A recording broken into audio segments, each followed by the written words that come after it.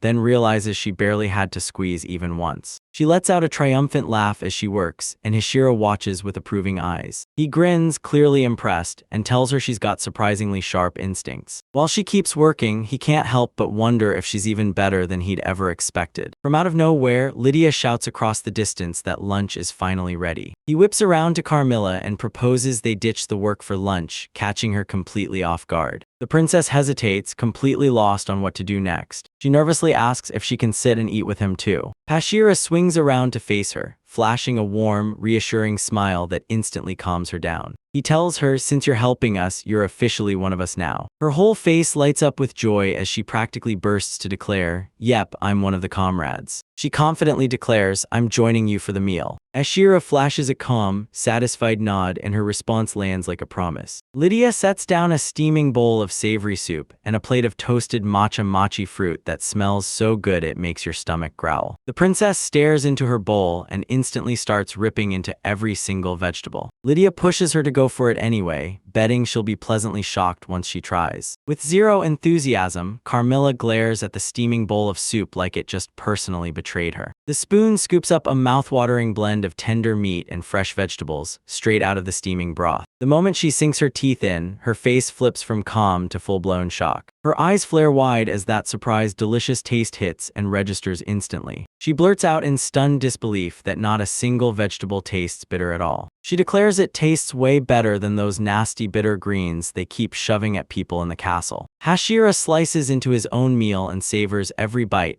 living for the sweet payoff of their hard-earned work. He raves about how the meat's rich umami hits hard and the vegetables' sweetness rounds it out perfectly. He watches Carmilla devour everything greedily, stuck wondering who, if anyone, might be the royal. The calm afternoon drifts on at their peaceful, magically crafted homestead. Carmilla beams and thanks Lydia for that delicious meal, smiling like Lydia actually couldn't have enjoyed it more. Hashira takes a sip of tea, grinning like he just pulled off magic, because even the pickiest eater actually dug into their vegetables. Carmilla snaps silent, her smile fading into a heavy, somber look as she weighs that meal in her mind. She clutches her empty bowl and stares into its smooth, shiny surface like there's still something there. Hashir frowns at her silence, turns back, and demands to know what's wrong. She stares at her reflection and aches, realizing she ruined something that was truly beautiful. With a brand new backbone in her chest, she rises up and strides straight toward the others. She sinks into a deep bow, apologizes from the heart, and swears she'll make things right no matter what. Hashira and Lydia stare in shock as Lydia's sudden apology hits them real, honest, and totally unforced. Their shock melts instantly into warm, welcoming smiles. Lydia realizes that deep down, Carmilla's the real deal, honest, earnest, and not nearly as cold as everyone thinks. He tells her he's relieved she finally gets it, then hands her a real chance to jump in and help. Carmilla roars a brutal no, slamming shut his compromised offer without mercy. She swears she'll help them all the way to the very end. She'll personally coax even more mouth-watering crops from the ground. She hears the clock tell her it's time to work, and she snaps into gear, getting herself ready. With fierce determination, she whips her long red hair back into place. Hashira quietly frets about whether her parents will finally notice and get worried. Lydia suddenly realizes this could drag the Demon King himself straight into it. Both of them wear worried faces as they stare into the brutal consequences ahead. A giant calmly glides out toward the horizon like it's daring the sky to look back. Lydia grins as she scrubs their clothes clean with the homemade soap he whipped up himself. She claims that if a smell lingers, herbs can crush it and cover it up. Triumphant, she thrusts up a spotless white shirt, like she just won the whole battle. Then he shoved his clothes into her hands and begged her to hang them up to dry. Lydia flashes a bright smile and agrees to his request. Ashira leans in and calls out, grilling Carmilla about how far her fishing has gotten. Carmilla proudly shows off her wild bare-handed catch like it's nothing. She brags to the Hashira like it was a cakewalk, saying she snagged them with zero trouble. Above the still, glassy water, the sky glowed bright and calm, like nothing in the world could go wrong. He leans in and tells her, "All right, let's start prepping lunch right now." She jumps at the mission, eager to haul in forest supplies. She yells for everyone to follow as they burst off down the road. Hashira races through a tangled forest undergrowth, forging powerful herbs with his own hands. He spots the exact plant he's been hunting for, and a grin lights up his face. An illustration clearly marks the fragrant herb as rosemary. Emma Suba is another powerhouse plant, packed with antibacterial properties that actually fight off germs. With everything he needs in hand, he swings into the kitchen and gears up to cook. The blazing sky stuffed with clouds signals that early afternoon is finally here. Carmilla leans in and asks, "Can we just grill the fish?" He tells them that the fish's tough, armored scales have to be scraped off first. He carefully demonstrates how to deck the fish with the decals. He remembers how his grandmother taught him this technique. He snaps in with a razor-sharp slice, cutting off the fish's head cleanly. Next, he slices the fish clean as a practice run and grabs it like he means it. He shoots her a warning, "Don't you dare get too close to those razor-sharp spines." They scrubbed the prepared fish under the stream until it gleamed clean. His knife slides cleanly along the fish's backbone. She spots the familiar outline of the prepared fillets instantly. He shouts that it's time, now we pour in the oil. He drops rosemary in first, then wraps it up tight inside those big leaves. He tells her the leaves aren't meant to do anything big, they're just there to pack in the flavor. Lydia storms back from her task and declares, "The clothes are dry." He tells them they can dig in right after they swap out of their clothes. Leaf parcels curl and steam softly above the crackling hot fire. The three of them just stared with bright, happy grins, practically buzzing with excitement. The perfectly steamed fish is finally done. Grab a plate and dig in. Lydia leans in and gushes that the meal looks insanely delicious. The Hashira brace themselves, ready to share heartfelt thanks for that insane, feast-worthy meal. Right there, all of them bow their heads and thank the meal in front of them. Lydia takes her very first careful bite of the tender fish, savoring every delicate moment. She gushes that it's delicious and praises Rosemary's amazing aroma like it's the best thing she's ever tasted. Carmilla blurts out, "It's so sweet and unbelievably tender." He cheers her for snagging that catch so clean it feels unreal. The sun blazed over that endless, calm lake, turning the whole world golden. Carmilla can't wait to race back and inspect those fields herself. She pushes to check everything herself, even as he smiles skeptically and tells her to chill. Lydia watches as Carmilla sinks deeper into farming, practically thriving in it. He lets out a breath of relief, the fields bounced back and his draining magic finally found its peace. Suddenly Hashira's head whips to the side, he's sensing something. A tiny, buzzing bee zips straight past Lydia's ear, sending a quick jolt of sound her way. He snaps her out of the insect's path before it can strike. He can't stop thinking, what if this isn't some special honeybee at all, just a normal one? A polite voice suddenly snapped, demanding their immediate attention. He asked Lydia if she could speak, and she just looked completely lost. A mysterious voice rings in his head and tells him, straight up, that it's above. He jerks his head up and recoils hard in shock at the giant bee looming over him. Lydia spots it instantly and declares it's the Hell Hornet Queen. The Queen finally admits it, she's been hunting for him this whole time. She breaks it down how their symbiotic bond with the killer plant keeps them alive. Hashira suddenly realizes exactly what his actions just cost. He can't shake the guilt because he knows he just tore up their whole ecosystem. She humbly steps forward and formally begs him to shelter her hive under his protection. He swallows his doubts and agrees to her terms, and she lights up with heartfelt gratitude. He lights up with excitement and urges her hive to move in close by. The Queen is stunned as he shows up with a bold, insanely generous offer. He demands a share of their honey because protection comes with payment, and he's not taking no for an answer. She agrees only if there are plenty of flowers for both of them. He even steps up and promises to craft the exact flowers they need himself. With his power unleashed, a brand new plant bursts into bloom instantly right before their eyes. She's completely spellbound by the flower's rich, fragrant perfume. She swears this honey is the real deal, crafted from special flowers only. The Queen nods and vows to march back with all her subjects. The whole crew grins and heads back toward their home, like the night can't get any better. Lydia urges everyone to try a honey tasting with that matcha mochi fruit. Carmilla grins and loudly vows she'll eat 3 of them. They finally make it back to their quiet forest homestead, where peace settles in like a warm blanket. A fresh, winged figure dropped from the sky above them. Carmilla shot her gaze upward, shocked when she heard her own name called out. Her maid, Cray, finally tracked down the missing princess and brought her back. Crate snaps into action at once, slamming forward because he can't shake the feeling that the princess is in immediate danger. Kichan's thorny vines lunge out, grab the maid and trap her tight. Carmilla snaps that the attacker is her own caretaker, Cray. Grace thrashes against the vines, fighting like her life depends on it, because they're yanking her toward the princess. She snaps in fury, warning him he better not dare speak to her mistress. Powerful vines violently slam her down into the dirt. The trio winces as that brutal, well-meaning defense comes crashing down. She gasps through the agony as the plants keep spewing salt, and the pain won't let up. She pleads with all her heart, begging the vines to finally stop. Carmilla grabs him and begs him to stop Kichun's relentless attack. The plant guardian grits its teeth and finally lets go of its painful grip. Carmilla bolts to her maid's side, panic gripping her heart. Cray, looking totally wrecked, grabs the princess and blurts that she honestly thought she was going to die. Carmilla yanks her into a warm, comforting hug, whispering that she's safe now. Tears brimmed in Cray's filled eyes as she broke down over her princess's kindness. Hashira and Lydia stared at the tearful reunion, their faces caught between sympathy and a painfully awkward,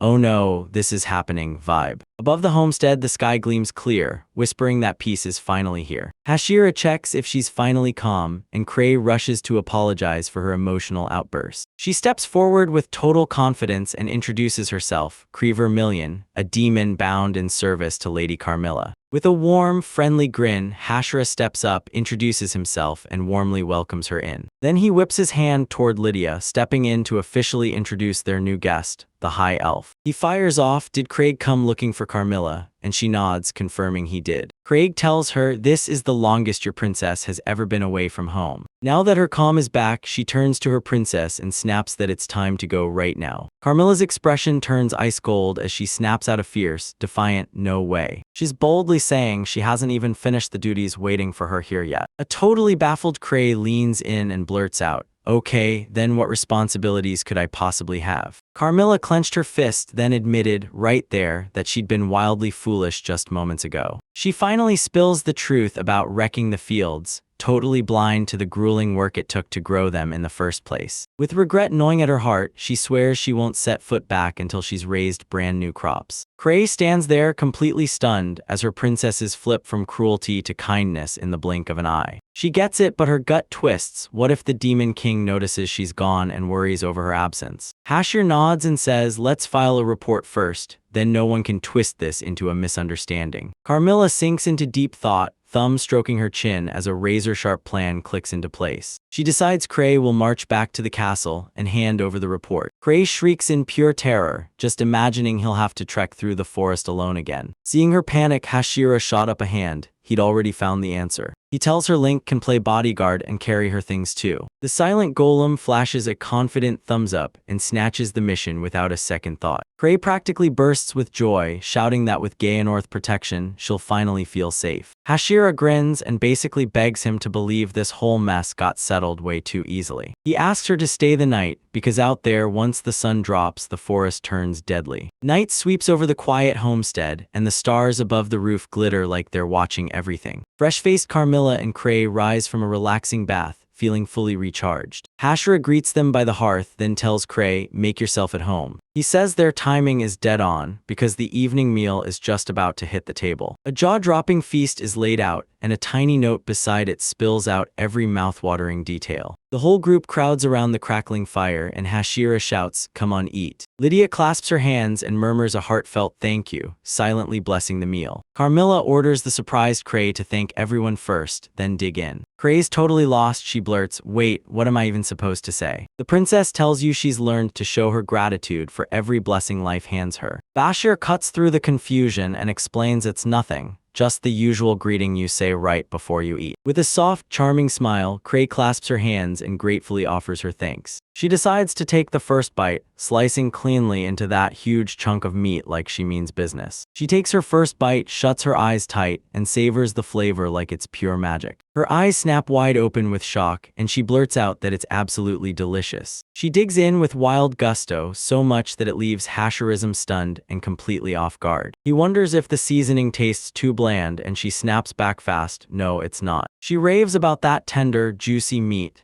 and the zingy sauce that feels like it hits your tongue like a wave. Hashira grins warmly, thrilled to see their guest really savor the food. Lydia breaks it down, this sauce's wild tang is all thanks to the grave lingo fruit. She hands Cray a few mochi fruit, and Cray grabs them with full-on gratitude. Cray takes a bite of the salad and his eyes widen as that crisp, sweet, fresh crunch hits like a flavor explosion. Carmilla proudly declares that she personally helped harvest and water those exact vegetables. She juts out her chest with smug confidence, announcing like it's obvious that, yeah, it's delicious. She beams and crunches into an Ayanoko, praising how ridiculously sweet and crisp it tastes. Cray is totally stunned. Your princess is actually willingly chowing down vegetables. She remembers how Carmilla would still flat out refuse them, even after they'd been hacked up and stuffed into their food. Hashir tells her the truth. Yeah, his crops are naturally less bitter, but that's only half the story. Carmilla says that once you truly respect the work behind the harvest, every bite tastes way better. Cray stares at her princess, and you can see the real transformation hit deep, undeniable, and totally new. That princess' reptilian eye flashes like a blade as she readies to slam her next point home. She practically bursts with excitement, telling Cray all about the sweet forest strawberries she's been painstakingly growing. She's practically vibrating with anticipation, waiting for them to ripen so she can finally sink her teeth into the sweetest bite. A soft, proud smile blooms on Cree's face as she listens to her princess. She points out that her lady has changed drastically in just a short time. The scene cuts away, and suddenly it's the next morning. Birds burst into song on the tiled roof as the brand new day finally cracks open. Cray stands there formally thanking Hashira for the hospitality,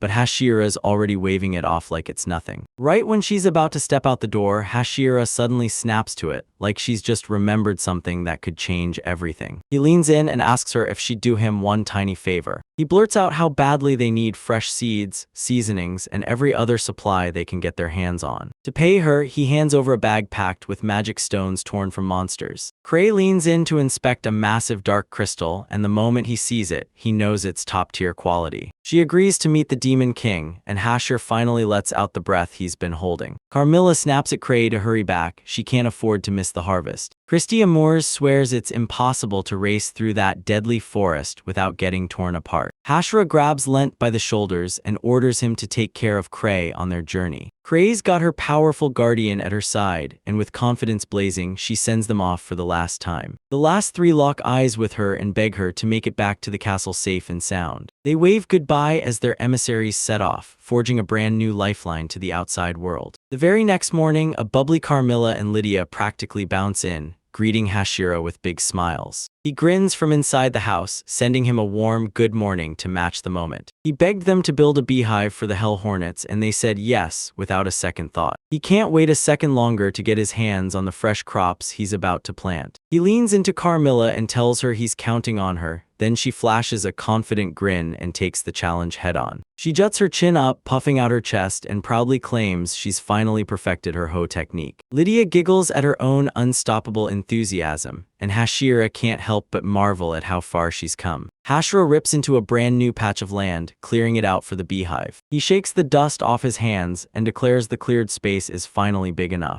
With the groundwork finished, he braces himself and starts throwing together the main structure. He grits his teeth, muscles shaking, as he hauls a brutal heavy stone slab up into place. Laying the foundation is supposed to be simple, but it knocks the breath out of him, sweat pouring down as he powers through. Next, he slowly snaps together each wooden piece of the apiary's frame, locking everything in place with careful hands. With a grin, he caps it all off by adding a slick, stylish roof, then finishes his handmade masterpiece. Sweat dripping off his brow, he grins and declares, "The hive's finished." Suddenly, a soft, feminine voice snaps his name from right behind him. The Hell Hornet Queen finally lands, greets him with a bright welcome, and praises how perfectly he hit the moment. He clocks that she's showing up this time with barely any backup. To seal their new alliance, she hands him a ginormous honeycomb like it's a priceless trophy. He flashes a proud grin and points to the new structure like it's their ticket to the future home. The Hell Hornet Queen beams and praises Ashura, thanking him for the monster hive he built. Hashira, still humble as ever, leans in and asks if she'd be willing to teach him how to use it. The queen nods and sends a scout racing out to inspect the new structure. Hashira wrings his hands, staring at the judges, just praying his handiwork earns the verdict. The scout nods it through, then reports that the inside feels comfy and sealed up tight against the cold. Hashira exhales in relief as the scout peeks out and blurts out that it loves the new hive. The queen smiles and Hashira nods. She's ready to listen to every piece of feedback from now on. With one last plan locked in, he gets ready to unleash his one-of-a-kind power. The queen leans in, totally hooked, as his divine staff suddenly ignites with a blazing wave of green energy. He declares he's going to grow a batch of flowers just for the bees, flowers they'll love. With a burst of raw power, he slams the glowing staff into the ground. A thunderous surge of life explodes into existence as an enormous, breathtaking flower garden erupts from the ground in an instant. The queen's jaw drops in pure shock at the breathtaking, magical spectacle unfolding before her eyes. Even though the work left Hashira worn out, she still can't help smiling at that stunning floral display. The queen praises him over and over, thanking him like a miracle, and declares that because of him, they'll finally live well. To seal their brand new alliance, she hands him a massive honeycomb like it's a promise. Hashira grins and says sweets are the perfect pick-me-up for fatigue, then urges everyone to take a quick break. Lydia shouts out to everyone, and just like that, she gathers the crew for an impromptu honey-tasting party. They savor that sweet, honey-like nectar poured over the pillowy machimo. A few days later, a fresh morning rolls in over the homestead in peaceful silence, like the world's holding its breath. Demon Princess Carmilla snaps awake, rubbing the sleep out of her eyes. She hustles into her clothes in a flash, and her frilly rose-covered outfit blooms the moment she's dressed. With fire in her eyes, she declares she's raring to go for the day's work. She beams at Lydia, who's already outside, hammering away on their brand new beehive. Carmilla announces she's more fired up than ever for the strawberry harvest. Lydia insists they need a real breakfast first, because they'll build their strength before anything else. In the fields, strawberry plants sag under the weight of huge, perfectly ripe berries. Hashira patiently teaches Carmilla how to spot the best berries worth picking. He spots a perfectly plump, ruby-red strawberry and points it out as the one you've got to harvest. Lydia thrusts a woven basket into the princess's hands, urging her to dive right in and start. But Carmilla hesitates, her face twitching with reluctant thoughts like she doesn't want to say yes. She admits that with the moment finally here, nerves hit her hard and hesitation creeps in. Hashira stands there in silence, and you can practically see the moment everything clicks in his eyes. He crouches to meet her eyes, then decides it's time to crack open his own past and let her in. He flashes back to his very first harvest, and can't shake the feeling that he wasted what he worked so hard to grow. Carmilla couldn't believe it when she realized he felt the exact same way. She realizes it's her own gentle care, the way she nurtured them, that's fueling all these feelings. Bashir nods in agreement, then tells him straight up, harvesting them is how you honor their lives. His words strike like fuel in her chest, and she finally reaches for the fruit. With fresh awe in her heart, she carefully plucks one flawless strawberry from the vine. She lifts it like a priceless gem and announces it's the very strawberry she raised herself. Hashira flashes a grin and dares her to be the first to take a bite. She bites down, and those tiny fangs sink into the sweet, crimson fruit like it's irresistible. Her eyes flare with excitement as she calls it delicious, and Lydia fires back praise for her hard work. With pride blazing in her eyes, she demands they try some too. Hashira fires the question and she beams, "Of course, I'm sure." He and Lydia beam as they gladly take her offer, each grabbing one juicy strawberry from her hand. Lydia pops the fruit into her mouth, and her face lights up with pure, unstoppable delight. Hashira takes a bite too, savoring the taste of victory and the heart of the job. They both beamed with pride, praising the perfect flavor and boasting about the Carmilla beans right there with every word. Lydia says they're insanely delicious fresh, and they'd make killer jam too. Carmilla stares at the strawberry in her hand, eyes narrowed as her thoughts race. She smiles, savoring that rare kind of joy when people praise what you've managed to grow. Hashira grins, realizing this is the cultivator's one-of-a-kind moment of pure joy. The basket gradually fills up as their shared labor bears bright red fruits. An unlikely trio bands together, soaking in the harvest's simple goodness like it's pure magic. The chapter title flashes on screen, and boom, sweet rewards are about to hit hard. That night, after they tore into a mouth-watering smoked meat feast, the whole crew finally kicked back inside. A tiny, doll-faced Carmilla toddles up and blurts, "So, Hishiro, what are you doing right now?" He flashes a grin and lifts a skewer of fresh strawberries, declaring, "Dessert is happening, my plan starts right now." Lydia and Carmilla gasped together, and the moment their eyes lit up, pure excitement exploded across their faces. Seeing that pure joy light up their faces, Hashir grins and invites them to help him whip up the treat. They both explode with excited yes, and can't wait to jump right in and join the fun. He tells you the first easy move: wash those strawberries, then skewer them up. The girls laugh at the task and whip up their own skewers in no time. Next, he commands them to heat the honey slowly and watch it like a hawk, because if it burns, everything's ruined. Lydia keeps stirring like a pro, watching the honey thicken right before her eyes. Ashura grins and tells her it's perfect, now yank that pot off the fire. Then they dip the skewers and the fruit gets swallowed in a glistening, golden syrup sheen. Hashira thrusts up a coated skewer and spells out the truth: there's just one last magical step left to seal it. He grabbed Lydia's attention and demanded she use her magic to blast the honey fast, cooling it down and turning it solid in seconds. Lydia clenches her focus and blasts a ruthless wave of cold energy across the tray of treats. Hashira grins and shouts, "Ready," as she proudly unveils the finished dessert. He slaps down 4 giant strawberry candies and declares them sweet treats, Then the girls burst into cheers like they just won the best prize ever. Everyone takes a bite, and that satisfying crunch blasts through the room like a victory signal. Carmilla shuts her eyes, practically swooning, and blurts out that they're unbelievably crispy and mouthwatering. Hashira and Lydia grin at the same time, agreeing that honey's sweet kick and the berries' sharp tang hit like a perfect combo. They buzz with excitement, plotting how they'll turn the rest of the farm's fruits into something even bigger. Later that night, the house finally fell into a calm hush beneath a sky full of stars. A blazing full moon blazes overhead, throwing eerie light onto the dark, shadowy forest below. Keichan, the giant plant guardian, acts like he's tuned to a sound only he can hear. Carmilla perches on her head and whispers about the mouth-watering strawberries she grew herself. She says the honey they pull from the hive they helped build has to be just as amazing. She tilts her head back and stares at the endless starry sky, slipping into a calm, deep kind of reflection. She looks back and can't believe how close it was that she was a totally different person. Because of her new friends, she stumbled into a whole treasure chest of simple, joyful moments. A thorny vine from her guardian softly pats her head, easing her like a warm bedtime blessing. She flashes a smile and admits that Keichan helped her grow, too. With fresh fire in her chest, she clenches her fists and swears she'll keep pushing herself. Lydia shouts from the porch that it's bedtime for the princess, and the sleep is coming now. "I'm coming now," Carmilla chirps back, her voice shining with joy. Before she walks out the door, she leans in, gives her giant killer plant a warm goodnight, and leaves it to stand guard. Keichan quivers softly as the princess slips off its head. The massive plant guardian finally drops into place, shuts its plain eyes, and settles into rest. A shooting star tears across the night sky, silently watching as their new life ignites. Next morning, Cray bursts in, grinning as she announces, "I'm back, and I'm ready for my beloved princess." The Hashira and Carmilla burst out to greet her, thrilled she's back safe and sound. Cray rolls out the cart packed to the brim with the seeds and seasonings they demanded. She even hauled in extra supplies, and Shiro's overwhelm hit hard from the sheer mountain of goods. He steels himself and decides they've got to do one thing first: give their travelers the homecoming they truly deserve. Something creepy clings to Lent's shoulder. Hashira can't help but stare and demand what the heck it is. Lydia spots the thing and snaps. It's an Idote Samadri, an ant that spins threads. She tells him they don't just use silk, they spit it straight from their mouths, weaving it into nests and trees. Hashira realizes Lent brought it for them, and he immediately thanks his unbelievably helpful companion. He decides that the ant can stay, right there in the tree behind their house. He turns to Lent and demands he guide their new guest, and the golem nods with a loud thumbs up. Cray storms back and demands, "Carmilla, did you get the report about your father?" She blurts out that the Demon King has approved their stay, and Hashira's shoulders finally drop with pure relief. Cray then turns to Hashira and asks, "Can you stay too, so you can serve that princess?" He nods, then unleashes Cray beams, swearing he'll take care of all their supply runs. Hashira's eyes brighten with gratitude, because getting seasonings and iron is brutally hard, and she knows exactly what that effort costs. He couldn't wait. He begged Cray to show them what she hauled back this time. Cray rolls up with the goods, pointing out the sacks of sugar and pepper. When she spots the white bag of salt, Hashira's tears burst out, pure, unstoppable joy. He demanded another bag, and Cray snapped back that it was chili powder, meant to spice up the meat. The Hashira lights up with gratitude, sniffing the fresh spices like their treasure,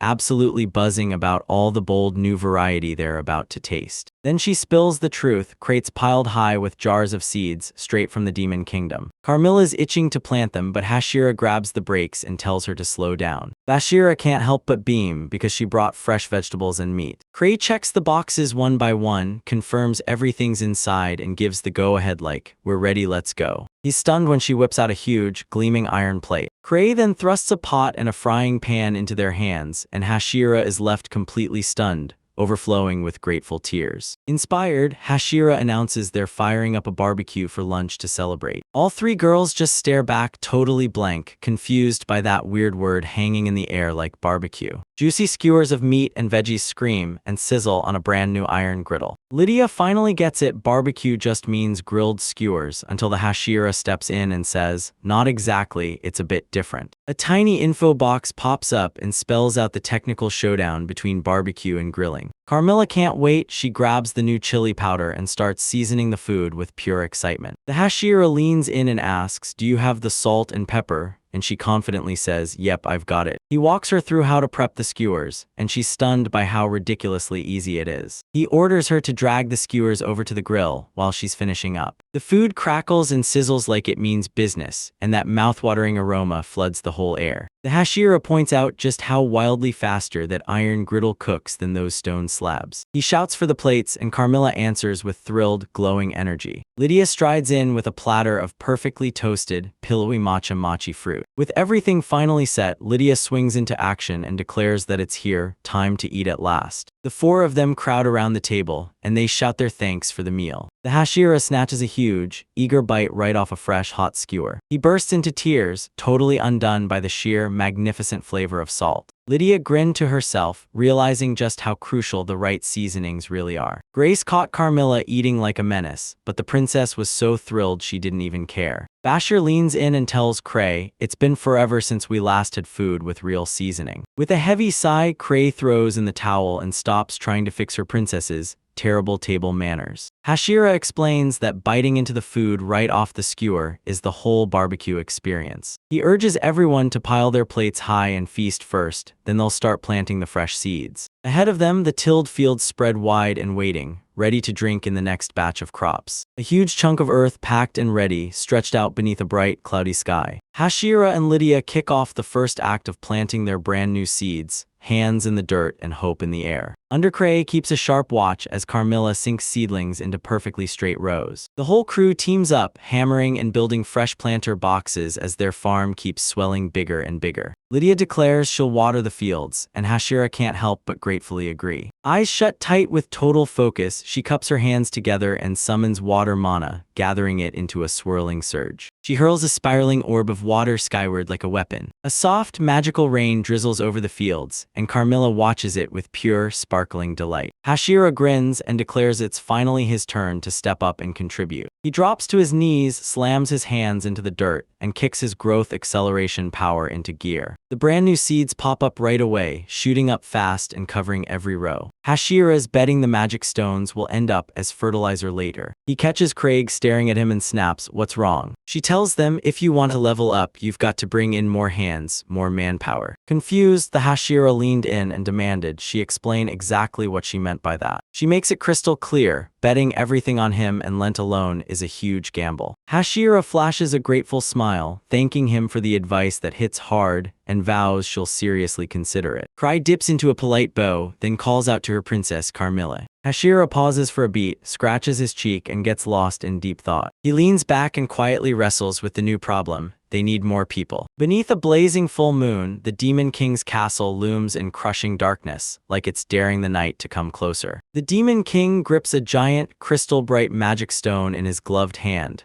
like he's about to unleash something world-shattering. Perched on his throne, he leans forward and praises the stone as an absolutely magnificent specimen. He can't stop thinking about where that monster came from, and whatever birthed it had to be terrifyingly powerful. The thought of not just surviving but mastering the massive forest hooks him instantly. A wicked fang smile snaps onto his lips as he blurts out that this whole situation is interesting. Back at the homestead, the blazing sun hammered the roof of their house, lighting everything up like it was on fire. Hashira and Lydia stare in shock as Kichan suddenly grows into a massive, gigantic monster. Their plant guardian has risen into a towering legend, a mother plant standing over them like a living fortress. Carmilla soaks up every ounce of its power with pure joy, and Cray instantly recognizes it from ancient texts. Cray shoots back that it'll summon an entire army, but Hashira refuses to panic and insists it'll be totally fine. Cray pauses, staring as he recalls Kai-chan from its tiny, earlier form, and then he insists,